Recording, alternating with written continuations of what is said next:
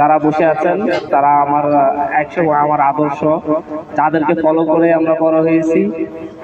আমি একটা স্মৃতি কথা বলতে চাই।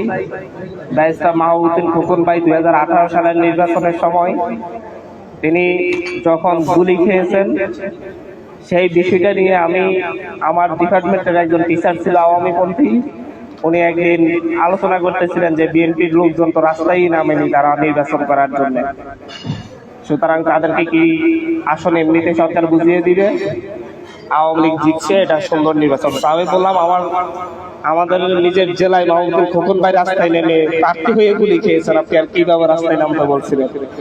তো ভাইদের এই অবদানগুলো আমরা দেখেছি।